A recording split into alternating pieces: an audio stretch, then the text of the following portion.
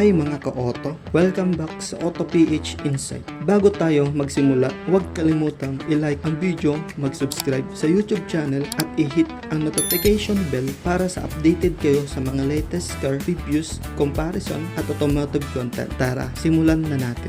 Ngayong video, pag-usapan natin ang Mitsubishi Montero Sport, isa sa mga pinakasikat na SUV sa Pilipinas. Ang presyo ng Montero Sport ay nagsisimula sa humigit kumulang 1.5 million at umaabot hanggang mahigit 2 million pesos depende sa variant. Sa ilalim ng hood, gumagamit ito ng 2.4 liter Mavic Turbo diesel engine na may humigit kumulang 181 horsepower at 430 Newton meters of torque. Malakas ang hatak nito lalo na kapag puno ang sasakyan o paakyat sa matarik na daan. Pagdating naman sa fuel consumption, nasa 10 hanggang 12 km ito sa city driving at maaring umabot ng 15 hanggang 18 km sa highway. Depende sa driving style at condition ng kalsada. Sa comfort, maganda ang suspension ng Montero Sport. Komportable ito sa long drive at maayos ang handling kahit sa rough roads. Tahimik din ang cabin kumpara sa mga naunang modelo. Sa features, mayroon itong malaking touchscreen infotainment system na may Apple CarPlay at Android Auto. Push start button din ito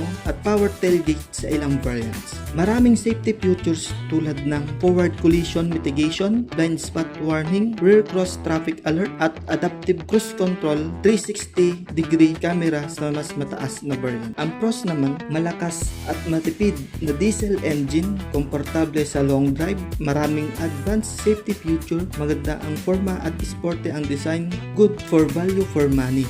Cons naman, medyo maskip ang third row para sa matatangkad na pasahero. Ang infotainment system ay hindi kasing bilis ng ibang bagong competitors. Sa kabuuan, kung naghahanap ka ng matibay, maaasahan at komportableng SUV para sa pamilya o pang-araw-araw na gamit, isa ang Mitsubishi Montero Sport ang mga pinakamahusay na pagpipilian sa segment na to. Ano ang masasabi mo sa Montero Sport? Sulit ba ito para sa presyo? I-comment ang opinion sa ibaba. At kung gusto mo pa ng mas maraming car reviews at comparison, huwag kalimutan mag-subscribe sa Auto PH Insight. Maraming salamat sa panonood at magkita-kita tayo sa susunod na video.